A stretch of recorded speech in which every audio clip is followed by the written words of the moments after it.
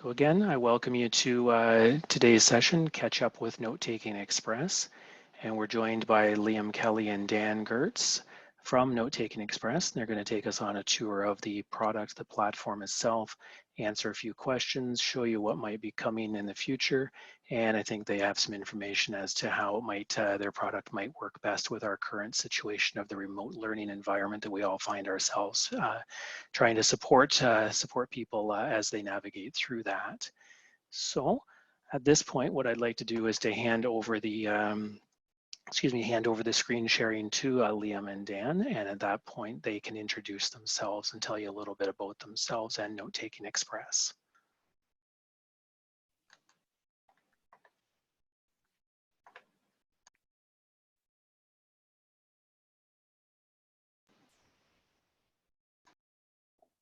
Okay, can everybody see my screen okay? Oh, could you just confirm if you can see it? I can see it. Yep, it is coming through recording online content. Excellent, yeah, so hello everybody, I'm Liam Kelly. I'm the manager of North American sales for Note-Taking Express. And I'll be doing the presentation portion of this and answering some of the questions. And with me is Daniel, who would you like to introduce yourself, Daniel? Sure. Hi, so my name is Daniel Goerz. I'm the CEO of Note-Taking Express. I've worked in the industry for over 10 years, from being a note taker, being a student with a disability, going to college, being an AT specialist, to what I do today. It's a great industry to be involved in, and of course it's always changing, and COVID is making these types of technologies even more important for the modern education that we have before us. So yeah, I look forward to answering your questions. Thank you. So today we're going to look a little at recording online content and some various inbuilt tools of devices that you can use to capture it. So this is just universally available for everybody on certain operating systems, and also how that can be used in conjunction with Note-Taking Express. So we're going to take a pretty straightforward look at the platform and these options, and then we'll break to look at the platform and answer any questions that may arise. So before we begin, I'll just give a brief overview of Note-Taking Express. And that is that it's a platform and a service. And that means you can take notes yourself using the platform, which isn't really available at the moment with the various situation and classes being online without uploading first. And we're a service that provides both summary notes and transcriptions to students that need them. So they can be sent to us via recordings and are returned via the same platform and can be downloaded from there as well. So just to recap, you can take notes as you record or receive professional summaries later. So the way it works within the platform is there are 3 options for recording. The first is to start recording, which is using the device's microphone, which given the current circumstance wouldn't be the best way to capture an online class unless you were using it as a recording device and taking it from a second screen. But realistically, it's probably best to work with the second option, which is to upload a recording.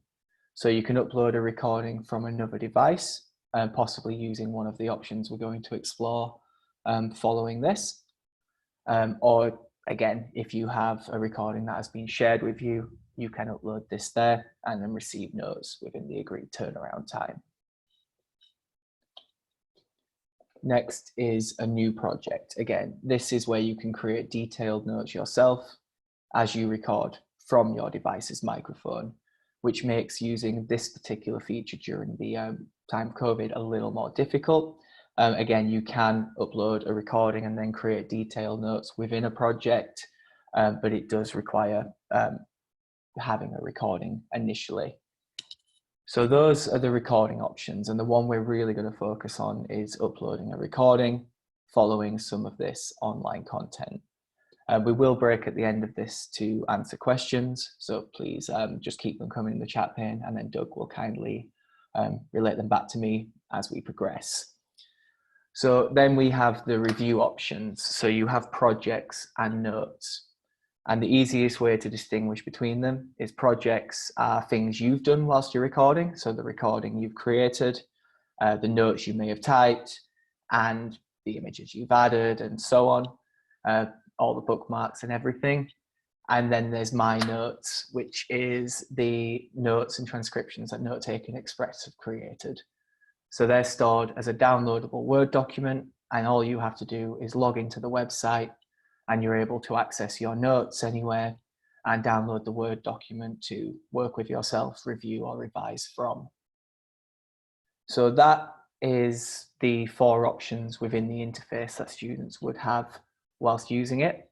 And again, for recording, upload a recording would be the best option, and the notes are then returned within a set amount of time, between 24, 48 or 72 hours, Monday to Friday. So obviously some classes have moved online, and how we record these definitely will change. So, you know, we can capture from the speaker as if we were there live in class, but the quality may be questionable. So we're going to have to look at different ways that this can be captured. So firstly, if the instructor can record the class, that's going to mean it's the best quality and it avoids any human error before using any of these methods to record. And most of the programs used to conduct these classes, they do have the option for the presenter to record. So if that can be shared with a student needing a recording, that avoids any unnecessary errors when setting up these next particular methods for capturing the classes. But if you can't get a recording, then there are a few questions to ask yourself before beginning capturing them. So the first is, how are you watching the class? If it's on a mobile device, laptop or computer, there may be some inbuilt features that you can use that will capture the screen and the audio. But if not, if the audio is coming from a speaker, you may be able to capture it like you would in person if you're not able to capture it coming from the output of the device. So it's really dependent on your device, on its operating system and everything else, and it does require a degree of messing around with the settings, to say the least. But I've included the basic information in the following slides. So with Windows 10, you have the gaming toolbar. So this allows you to capture the screen, your microphone and the audio coming out of the device. When you press the Windows key plus G, it opens up over your screen and it allows you to work with whatever's on there, capturing it. But before you do this, you'll want to go to the settings and make sure you check the box next to record game audio only. And although it's very focused on games for some reason, it works with anything that isn't a game. So you can capture the screen, the video, and then the audio as well, and make sure the microphone is turned off unless you want to capture your input to the session. Then if you're using an iPhone or an iPad, you are able to use the screen recorder within that. Now, there is a caveat to this in that some apps might not allow you to record the audio, and you cannot record the screen and use screen mirroring at the same time. So to do this, you just want to turn it on in your settings by customizing control and tap the plus icon next to screen recording, and then it appears in your control center when you swipe up from the bottom of your device or down, depending on what type of device you're using. Then you'll just want to press deeply on the record button once you've accessed this screen and make sure the microphone is off, so you only capture the output unless you want to capture your input as well. There is a 3-second countdown and then you can record the class. And once this is done, it will just appear in your Photos app like your videos do within your iPhone, and you're able then to upload it to NTE and get your summary notes. And then we have the Macbook. So this again will require a certain degree of messing around with the settings, but you're able to record and capture the output and the input depending on your system and system devices.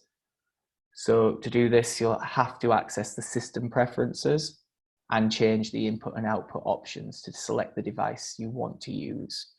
So if you have the computer's internal speakers listed, you'll be able to capture these and have good quality audio. If you don't, there are some extensions or apps you can download that allow you to change this. I believe it's called Soundflower, but it is linked on the Apple support page on the next slide or so. So the process for recording with QuickTime is very similar once you set the settings right. You choose the recording option by selecting the arrow next to the recording device, and then you can record the class and the whole screen or areas of the screen. And once you're done, the player automatically opens it up and you can edit or share or upload to Note-Taking Express and receive summary notes. So no matter which method is used, as long as there is a recording, it can be uploaded and then students can receive summary notes. So that's the process that works best for now, particularly during these times. So if students need summary notes, they're able to upload any recording, whether it's shared with them or whether it's created by them whilst watching the class, and then wait the agreed turnaround time, which would be 24, 48 or 72 hours on weekdays. And then you receive your summary notes within the same platform. You upload the recording under the My Notes section. So that is a brief overview of using the current website for Note-Taking Express and how you can receive summary notes from online content. Now, I've put some links in here for the various devices and systems that you can use, just so you've got them. I'll share the slides as well, so you're able to work with them, or at least try and mess with the settings so you can capture a screen recording from the output. Now, just as we break for questions on this particular section and looking at the recording and review features within Nte Hub, I'm just going to pause there for questions. But whilst I do, I'll load up an example of the notes so people can see, and hopefully they are visible. So if there are any questions regarding using the platform, if you would like to pop them in the chat pane, and if there are any, Doug, if you'd like to let me know, we can look at exploring the platform a little further. At this point, there's nothing in the chat, Liam. I'll just give people a moment to add anything if they'd like. The participants do have the option to unmute themselves as well if they'd like to vocalize their question using a microphone. So I encourage people to do either. We'll just give it a few moments here for that to happen, in case people type as fast as I do. Yeah, no problem. Well, I'll just load up. I'll just open up the dashboard now so I can answer any of those questions.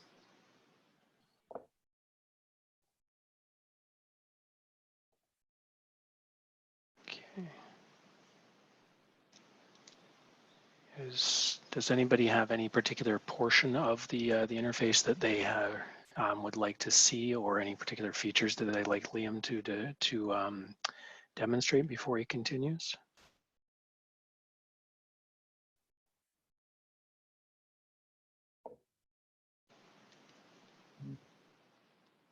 Well, I'll just give a brief overview of it just so everyone Okay. can see, whilst maybe the questions come in. Perfect. That'll generate some questions too, I'm sure. Oh yeah. Well, so this is the dashboard of Nte Hub and how it's laid out when it's not all separated. So you have your recording options here, along with the new project option, which will be visible if you have a subscription to Writer, which I won't go into yet, but it won't always be there, and you don't need it to receive summary notes. Once you review the projects, they are under My Projects, and this will tell you the title, the subject they're saved under, and the status of the notes So you may have projects that are processing, and you may have projects that are complete. And there is also an option of being worked on as well. So you're able to tell what stage the notes are at, and then you can download them from the My Notes section. So within the dashboard again, and that project is the things you've created, the recording, the bookmarks, and so on. And then the notes are the things that we've sent back or returned to the student. So you're able to access these and download them directly from the platform, and they will look similar to this, but on various different subjects, etc. There are also a few options for accessibility within the settings. So you can have a screen tint built in, which you can access from the top here. And you can change some of the default labels used to bookmark your audio. And that's pretty much it. And if you can bookmark by labels within the dashboard whilst recording, but during this particular time, most recordings will be done through a secondary system.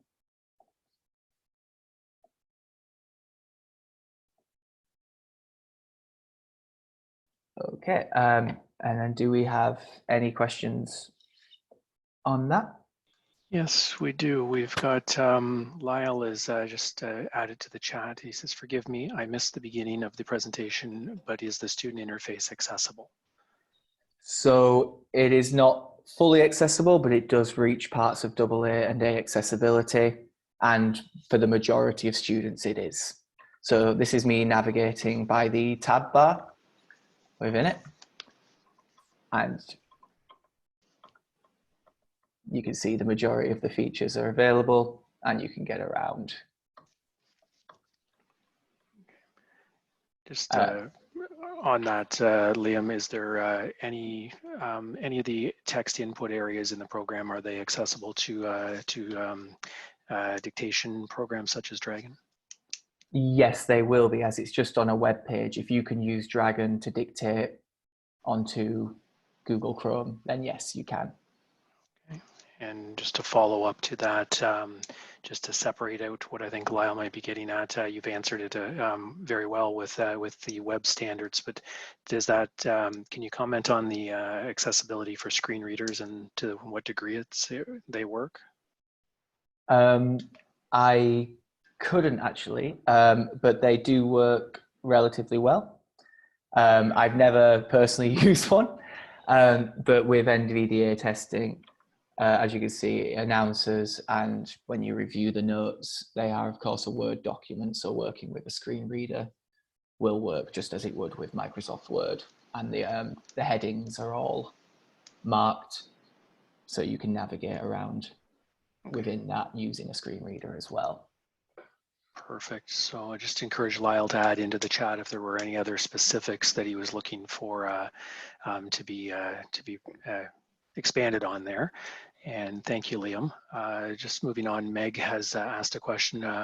What about intellectual property? Do the notes belong to you? What about file ownership and copyright issues, as well as a cost for your platform? Some of those you might be wanting to talk about or planning to talk about later. So if you'd like to defer on them, that's fine as well. Oh, no problem. So the cost for the platform, particularly for the note writing service, is pay per use. So it just depends on the turnaround time. So 24 hours is $11 an hour, 48 is $9, and 72 hours is $7 an hour. So you just pay for what your students use. And to sort of answer quickly on the intellectual property, if it's an institutional account, the intellectual property is owned by the institution. The recordings and the notes as well that we create, we just provide the service. Okay, great. So if there's any follow-up to that answer, Meg, if you feel free to add that into the chat. And those were the questions that are in there so far, Liam. So if you could continue, that would be great. Yeah, excellent. And I'll just add, sorry, I'll just quickly add to the copyright and some of that stuff too. Our privacy documents are all the legal stuff has actually been updated. and we can provide this group a new copy of that. So it's to update it with laws that are no doubt also coming to Canada eventually, but ones that are more strict. So for example, in California has become a lot more strict around some of the stuff. So it was done to those standards and the same standards of that exist in the European Union for privacy and all those things. So yeah, that's very important to us. As you guys know, in the education industry, intellectual property rights and student privacy, things like that are really important. So a very good question. Excellent. Thank you. Great, thanks for adding that in, Dan. And I'm sure that this topic itself might generate some more specific questions and or even scenario-based questions as we progress. Perfect. Well, we'll move on to look at some of the future updates that are coming in the not so distant future and a bit further down the line. So some we can talk about more, and some maybe a little more sort of skirting around the topic, but we'll see. So at the moment, there is a mobile app, and that is called Nte Hub, and it will allow you to record and upload that recording, but it works again very much like a digital voice recorder. So at the moment, you can record and upload your file to a note taker, but you cannot review it. So coming soon is just the ability to review the notes from the mobile app, which doesn't sound like much, but it allows you to record, upload, and review all within the same platform in what we hope is a very simple way. So I can just show you some of the screens for this, as it will be the next iteration of the new mobile app, and just talk you around how this is going to work. So this is the new mobile app as it's recording.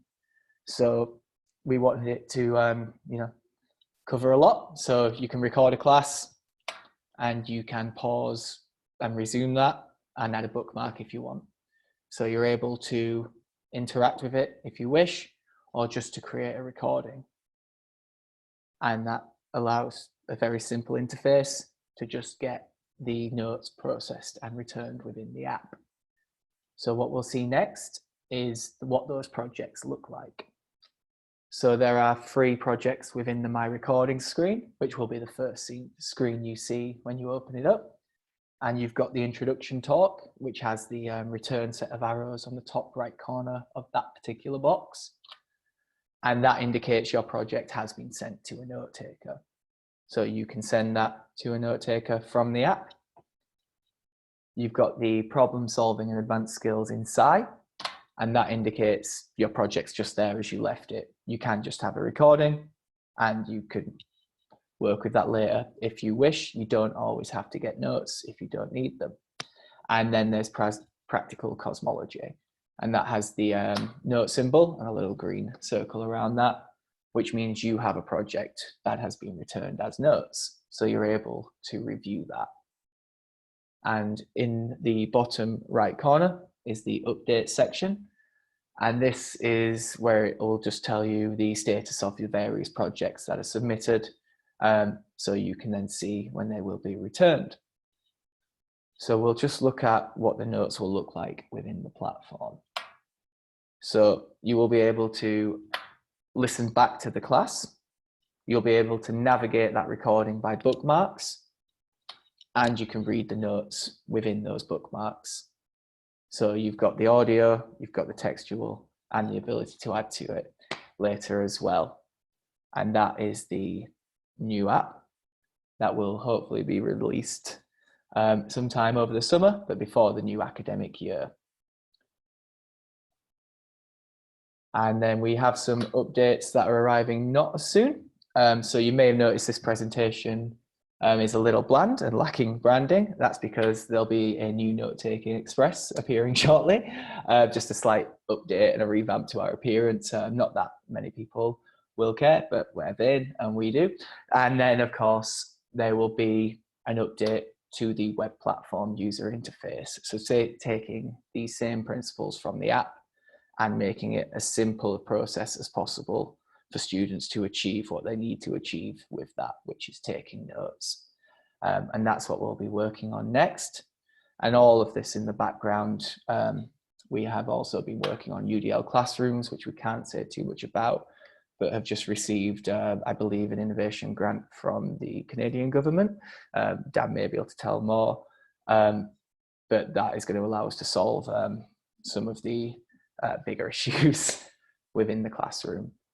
So that is pretty much what we're working on and what will be arriving before the next academic year with the new mobile app. So if anybody has any questions regarding any of that, please do share them now, or feel free to email us directly.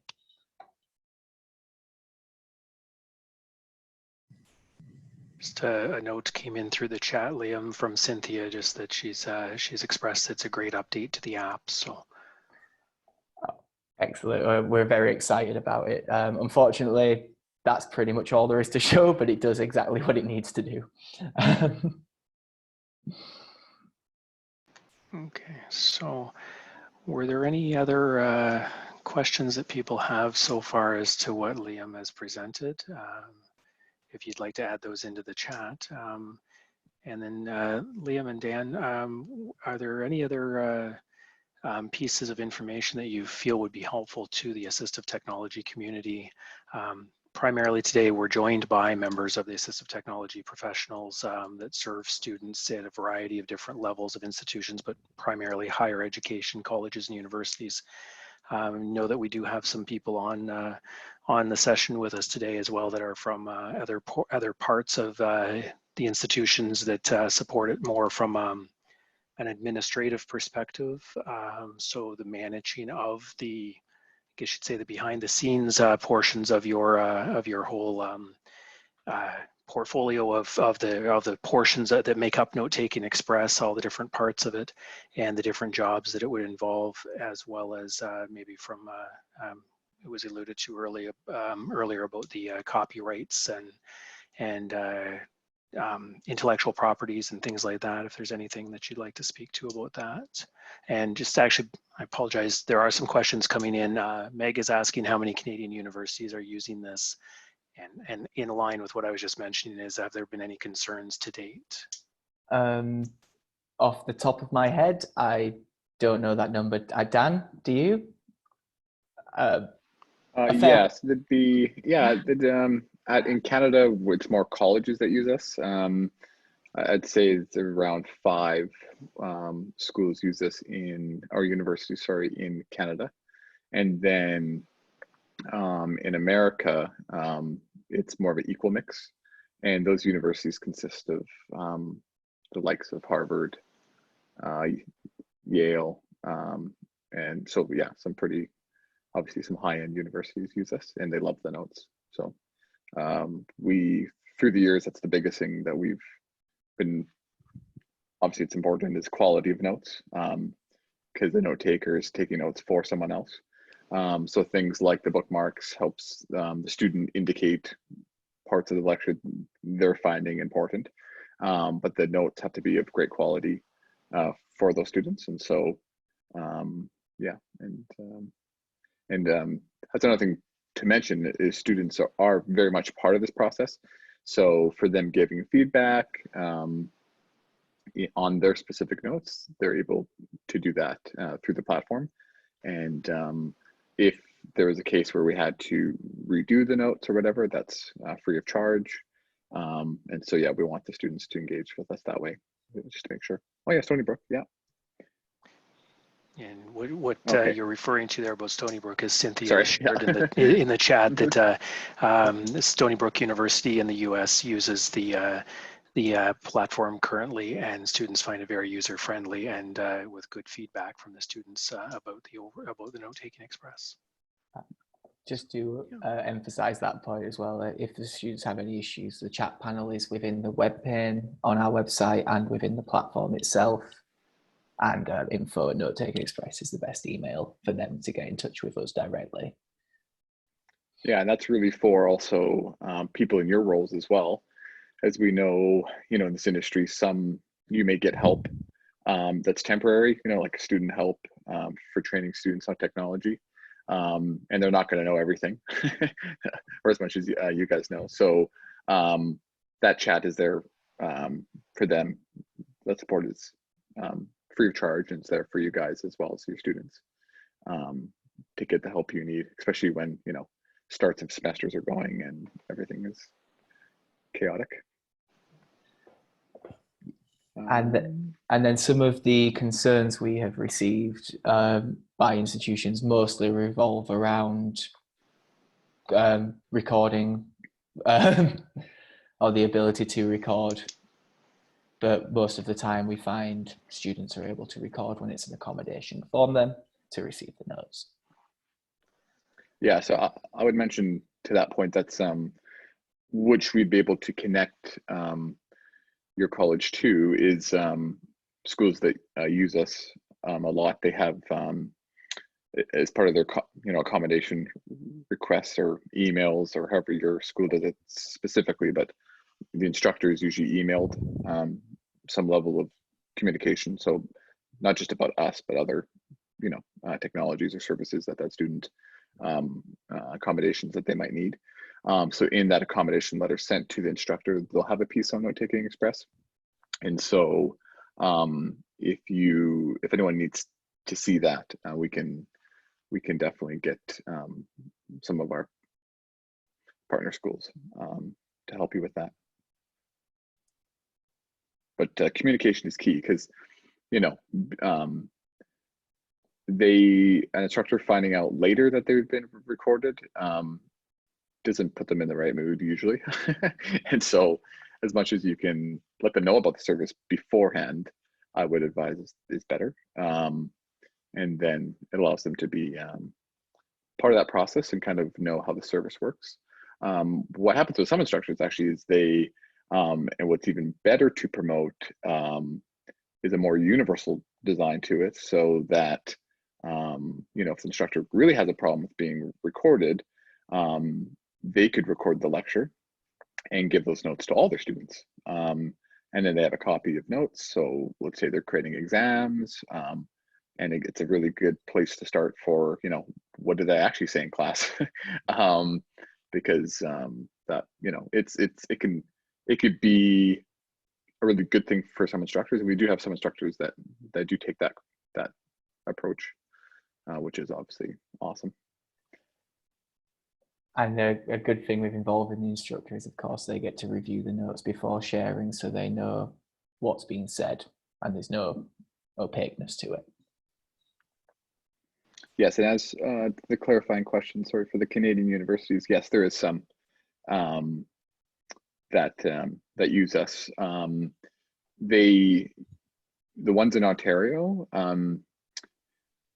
the reason I'm not being hesitant on it, it's I wouldn't say it's them using us specifically, because usually what they do, so they're not typically the one paying for it.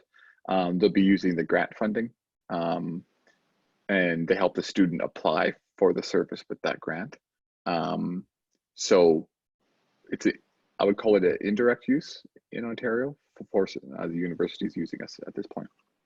Hopefully that clarifies the hesitation behind that. Just to clarify on that, Dan, Mm-hmm. Is that mean that the individual student is then more your customer, or is that the way it's taken, as the individual student is more your customer because the grant is paying than their institution that they belong to? Yes, exactly. So there's that route as well. So some accessibility service departments go down that path more. So they help the student apply for the bursary, the BSWD, and then the student would sign up on the website as an individual, because our service isn't just for students with disabilities, right? It's for basically anyone needing notes. So they can sign up as individuals. So the difference between that model is that it's a prepay service versus postpay. So if it's a college that signs up and they're going to sign up numerous students and manage accounts, then we invoice you at the end of each month, and then you get right, and then you can pay that on your own terms. Obviously, like, we know you're going to pay us, so that's fine. But with individual students, yes, they become basically you're just referring them to us, and they're our client instead. Okay. All right. There's been a couple other questions come in. Teresa is asking if Note-Taking Express works well for computer or statistic-based courses. Yes, so visual courses, yes. So of course, it is much harder to take notes for very visual courses. So in that case, as much resources as possible should be uploaded with the audio recording. So for example, we've had students in computer courses that take video of the board. Now, obviously in this online world, they could do the screen capture, but yeah, if it was just audio in those courses, it would be quite hard to take quality notes. And in those cases that happens, we would communicate with the student and the department, the admin, to say that for that specific course, we may not be able to take notes. Okay. All right. And Anne is saying that some faculty members within a university community are very particular about others having access to their content ownership and where the files are stored. Any supportive documentation you could provide would be helpful. So I know you spoke a little bit to this earlier, maybe if you had anything to elaborate on, or any documents that you obviously not share right this second, but Yeah. that you can reference and then we can include with the replay. Yeah, definitely. I don't have it in front of me right now, but yeah, our new agreement is looking at all these concerns. So it's I'll be able to share the document. We're actually emailing it to all of our clients later, I think next week. So I can definitely share that. But yeah, it really is an important thing for us as well, in the sense that we are just providing a service, and because there has been technology through time where, so for example, students will take notes, they upload it to a platform, and then they can sell their notes for lectures, right? That company eventually got shut down, but it's all because of this. We don't own the intellectual property rights. We're charging for a service, but those notes don't belong to us. Depending on the school, it belongs to either the instructor or the institution themselves. But definitely, we make it very clear that it's not our content. Now, as for where the files are stored, because again, with most of these laws, which is really good about these cloud providers like Google, Amazon, they all have these issues with everyone else as well. So what they do in the back end, which is really good, is because most states require this, so the files have to be stored in a server in that province or state, and so that's how the technology works behind the scenes, and that's why that's important. And then yeah, and again for there's a question, specific one, don't want to miss it here. Ownership, did I address? Just want to make sure I addressed her full question. Oh, others having access, yeah. Yeah, so again, part of that is also what the student signs. So each institution, I'm sure you have something that the student has to sign. So in that, it also has to be clear to them the use. It's similar, as you guys know, to textbooks, stuff like that. Making it accessible. Well, they're allowed to have that digital copy of it, but they're not allowed to sell it or publish it somewhere, right? So it's very similar. So yeah, the student will have to sign off on that understanding as well, what their responsibility is, because there's lots of sides of having responsibility with this, but it's for the accommodation. Okay. All right. Thanks, Stan. I appreciate that. Okay. And if there's any, I see a follow-up here from you, Anne, but I think that's regarding a different question. So if there's anything else that you'd like to clarify, by all means, feel free. Meg is asking, what if a student is not OSAP eligible? And yeah, sorry, go ahead. Yeah, good question. Yeah, so Yeah, I think you're referring to that model, the student paying for it. Yeah. So we try to make it as cheap as possible, right? $7. That's right now is cheap, is more so affordable as we could do it for. I won't say cheap, they're high quality. But we try to make it the most affordable as possible for students. So with what most colleges, I can tell you in Ontario, what they do as schools is that the department themselves pay for it. And so what you do on the admin side when you sign up a student is you set the limits so that you don't get any surprise invoices. So you know the rate, and then so let's say you can give them 10 hours for that semester. So they can't use more than 10 hours. And so that sets those limits for you, so you don't have any budget concerns. And if that student doesn't use it, that's the other thing about how the program's kind of designed, is that if you sign up students for hours, that doesn't mean you're actually being charged that. You only pay for what you use. Because as we know in AT, right, we may, present technology to a student, then we buy it for them, and if they don't use it, and we don't know that, but you're still paying. With our service, you could sign up tomorrow, it's free. You sign up 5 students. If none of them log in or try to use it, you won't be invoiced. So you're only charged for what students use, which is, I think, really important. I think there's lots of waste in resources, I think, sometimes. And so we really wanted to stand apart from that. So yeah, hopefully that helps with the cost aspect. Okay.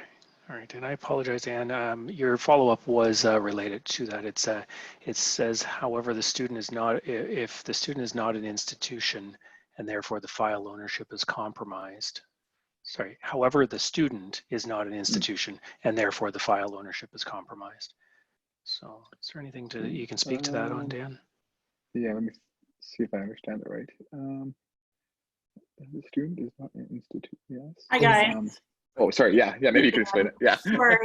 Sorry. I was following up to the point that you had made about institutions, and therefore the institution is the owner. So if the student is paying for the recordings on their own, and they're not, so the student isn't OSAP eligible, the student is not receiving funds from the bursary, and at university, the university won't pay for it. Doesn't matter what their accommodations are.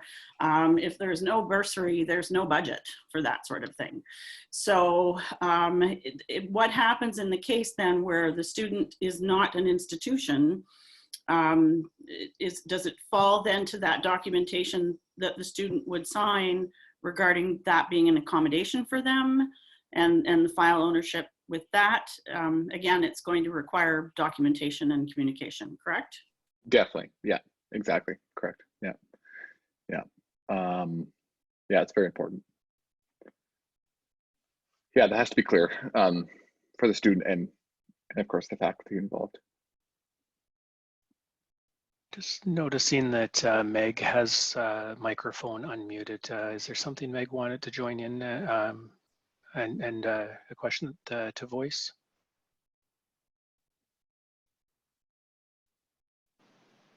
Not meaning to put you on the spot, Meg. Just I didn't want your voice to possibly get buried in that. So, okay. And I think too, a lot of from what we see from our side, and I'm sure you guys are might agree, is that although laws are standard for Ontario, like each school has their own policies themselves. So it's slightly case by case, is I guess what I'm trying to get at. I don't know every school that you guys are at, so I don't know every case of all your schools of what their internal policies are. So some have caption policies, some don't. So yeah, it's not a simple thing. Yeah. Yeah. think anything that touches upon ownership of intellectual property and privacy in general, I think we can safely say it's not a simple simple discussion. Yes. Yeah. Curious myself, you mentioned a while back about the storage of the data.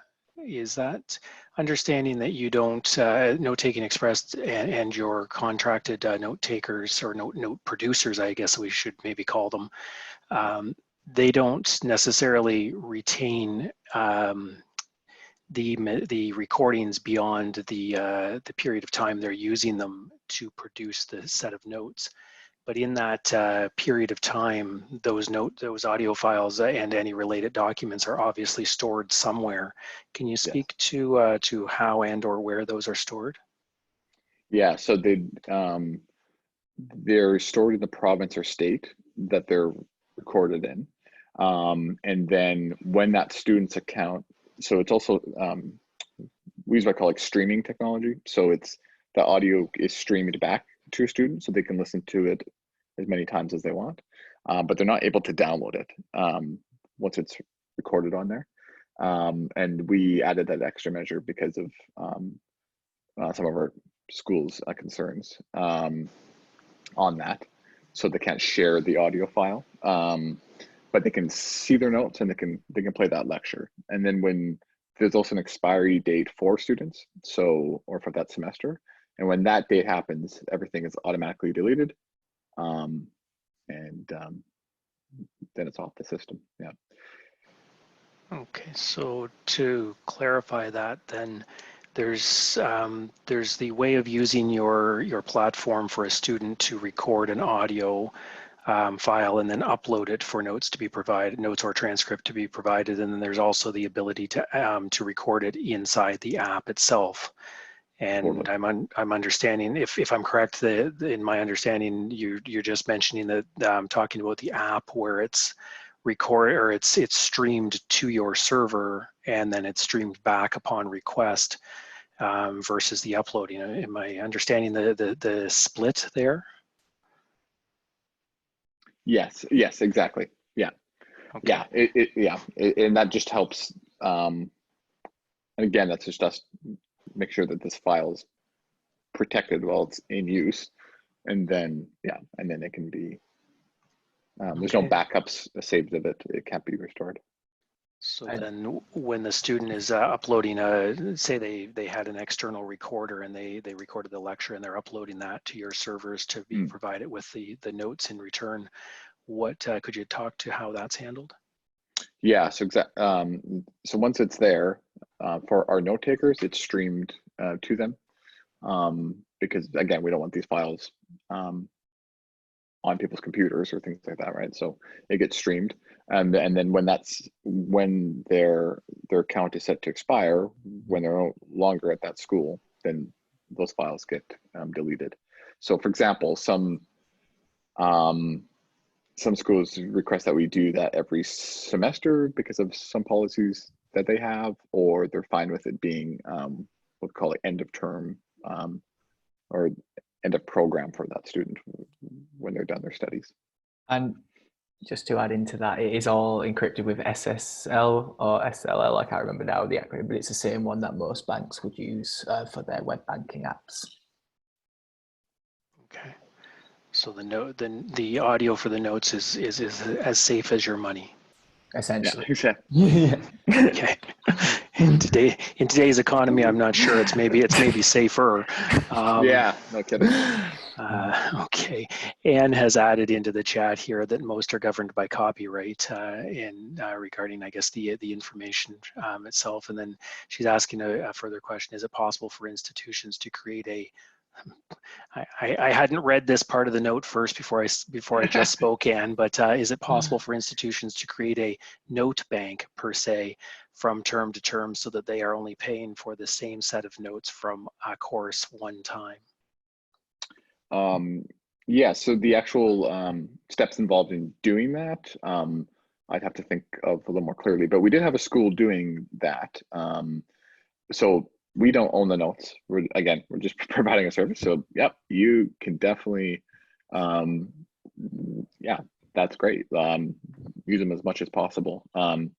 And so I know what they did is they had, because they were using part, because different schools will use this in different ways, right? So some obviously they'll have like a volunteer program, and then if they can't find volunteers for that course, then they'll use us, and then they take those notes and put them in the system that they were using, which is basically, you know, file management system at the college. And so yeah, we definitely encourage that. We don't want to be taking the same notes 10 times. Okay, so as Anne just added here is just storing the notes by course name and number, and having a recorder in a classroom and uploading it. And if you can correct me if I'm wrong, I'm envisioning this to be a institutional program where they would put a recorder in the classroom and then have that uploaded to Note-Taking Express at the end of that class, and then those notes, produced notes, be stored in the in a central storage, as Dan was just alluding to. Yes, monitored and distributed by someone who has access to the need of the student and the fact that their accommodations refer them for note-taking services. Yes. Yeah. But it just makes sense as you talk more and more about this, that within any given semester, there are a number of students who are registered with accessibility services who are taking, especially first and second year students in a university setting, who are taking the same courses within a semester. So you would have more than one student who might need course notes from History 121, let's say. And so it makes financial sense to get them once, store them, and offer them to as many accommodating students as possible. It would take management on the end of the institution to be able to do that. I do understand that that's not your responsibility, that would be the institution's responsibility, but it just seems sensible to me that once a semester, it would be worth doing that. Yeah, and actually it's a great point, because that's the project I'm actually working on now. So this is kind of our individual, like, student using us type model, or maybe an instructor. But what we've been working on with our partner schools is a model that's more what you're describing. So things are more done automatically, you know, the lecture being recorded, but more institutional responsibility for that, I guess. It's kind of like a notes for all type concept. So, you know, as we know in education, well, notes aren't, you know, a copy of notes aren't just good for students with disabilities. They could be good for students who where English is a second language, or maybe you're a really good note taker, but it's just nice to compare your notes with someone else's. You know, so that kind of notes for everyone in that class, and you're only paying once, so that, you know, puts a burden of, let's say, you know, $7 on one person to, you know, pennies for how many people are in that class. So that's what this innovation grant is helping us develop through technology and working with our partner schools. So yeah, I could see that as being kind of the ultimate win-win for institutions and for you. The other aspect of that would be, therefore, would you then be willing to consider creating an institutional payment structure? Yes, yeah, definitely. Yeah, it's all because that might be much easier to pitch at an institution, a large university-based institution where there's a lot of people in the administration. You're with me? And pitching that as a one-time cost versus a bit here, a bit there. They don't like subscriptions. They prefer to be able to build a budget in advance with known costs. And it might mean that the first semester or two, or the first year or two, are experimental, because you can never know what your uptake is going to be and how successful the program is going to be.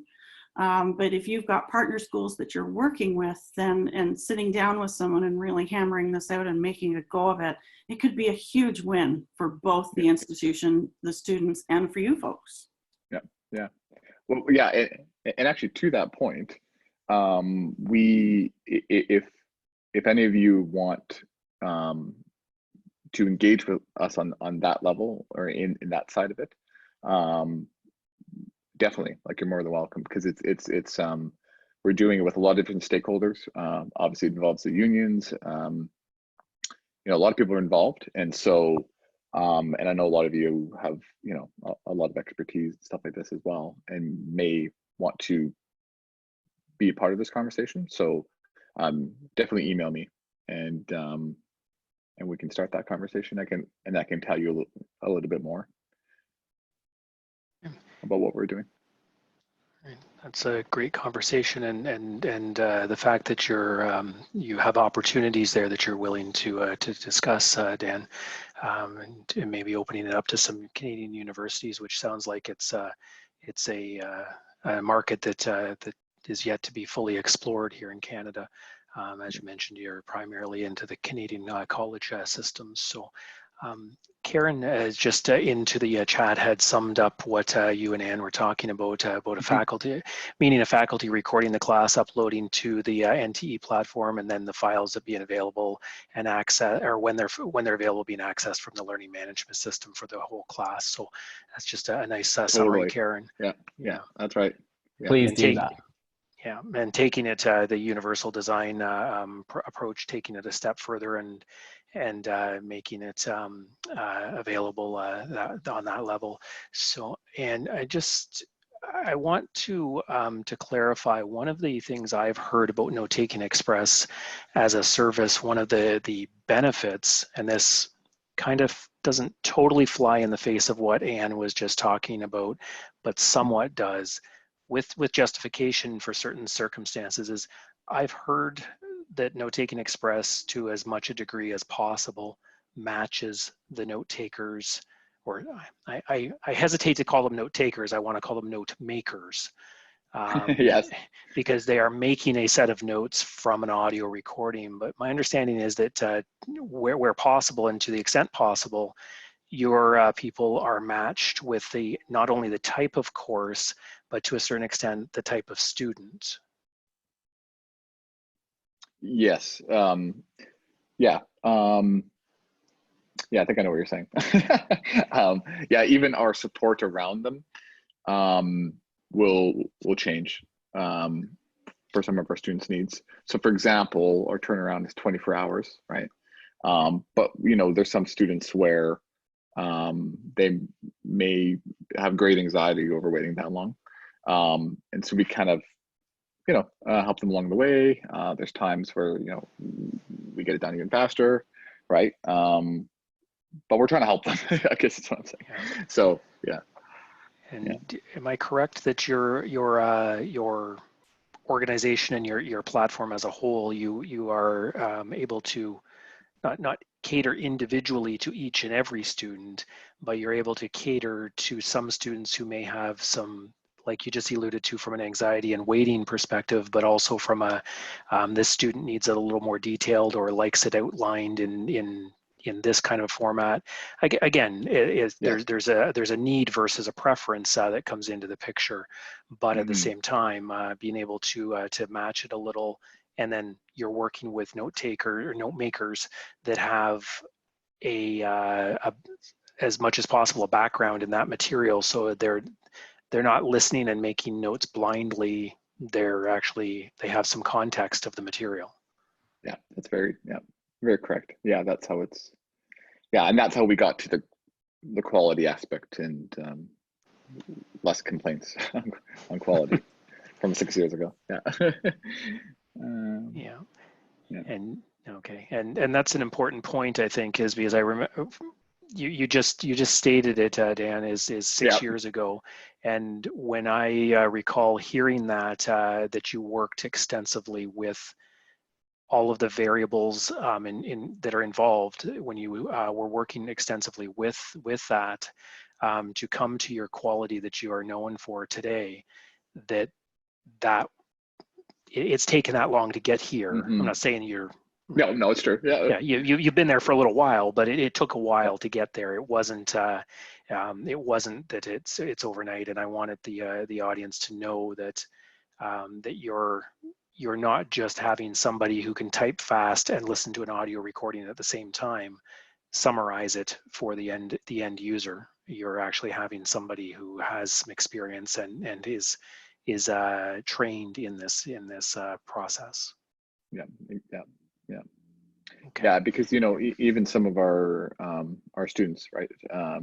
Our students, but some students that use our service, they're still learning. So maybe they've had no formal training on what good notes are, right? And have a disability or not. We all go into a lecture. Either we're taking too much down or not enough, or what we thought was important, isn't or wasn't. And so we hope that the professional, because they come from the background of that field of study, they can add that more depth in modeling for the student. That, oh, okay, well, I still took some notes, but oh yeah, I guess I missed that point, or it's another way of helping them learn about what good notes are, basically. Yeah. So that's the next product you're launching, is note-taking tutorials. Yeah, exactly, right? Yeah. Yeah. So, okay. There was a question that I just responded to in chat from Meg asking if there'd be a copy of this session available. And assuming that technology, all of our friends, all of us, our friend technology, assuming that it's worked properly for us, the recording will certainly be posted and sent out. So I know as there's a lot of our previous events are already posted on the N.O.A.T events site, and for anybody to go in and do some professional development, and that's so. Don't see any other questions in the chat at this point. There was definitely some agreement with the conversation from the perspective you guys and Anne were having, so that's great to hear. Is there anybody else that has questions that they'd like to either enter into the chat or unmute themselves and join in? Just while we're given a few moments for that to happen, Dan and Liam, were there any final thoughts or little surprise tidbits that you've waited to the end to share with us about the future of Note-Taking Express, or anything helpful that you'd like to share? Yeah, I think it was good. But again, if we'll make sure that you guys have my email and my number, and if any of you want to learn more about what we're doing in the more universal design aspect of note taking, and you want to be a part of that, even if it's just a conversation, and as far as it goes, that's okay too. No pressure at all. But yeah, definitely feel free, because I know a lot of you are really passionate about this type of stuff. So. Okay, perfect. And I'm not seeing any other questions coming in the chat. Nothing coming, nobody's unmuted their microphone, although feel free to do that if anybody would like to. Liam, did you have anything you'd like to add, and just as we're wrapping up here? No, I was just going to say, don't be strangers, get in touch. We're based in Toronto, so we're not far for anyone from N.O.A.T anyway, not too far. Yeah. Don't be strangers. You obviously you do realize you're talking to assistive technologists and related professionals. There is nobody stranger than us. That's it. Keep being isolated. Yes. So, all right. So as I've heard throughout the whole conversation today, there's lots of opportunity for Note-Taking Express and your team to be very responsive to the needs of the individual customer, and that individual customer is multifaceted, whether it be the institution, the student, or even the situation, such as Anne was talking about putting the recorder in the classroom for everyone. So the fact of knowing that, I do encourage people to reach out to Dan and Liam. They're very approachable, and obviously open to new ideas as well. So you guys have offered to share these slides from today's presentation and a copy of your new and upcoming better improved plain English policies. Yeah. The things that we Exactly. all love to read word for word and Yes. and understand. It was So, very and expensive, but yes, it's a good one. yes. So prize to the first person who finds a spelling mistake. Yeah, yeah. So, and then obviously your contact information. There's the generic contact information on the screen there, which I understand is the best way to get in touch with you, of info@notetakingexpress.com. And then as well, if there's any information that you have to add about the UDL options, we can include that as well. But definitely we'll make sure that that's included with the replay link and posting on the N.O.A.T website.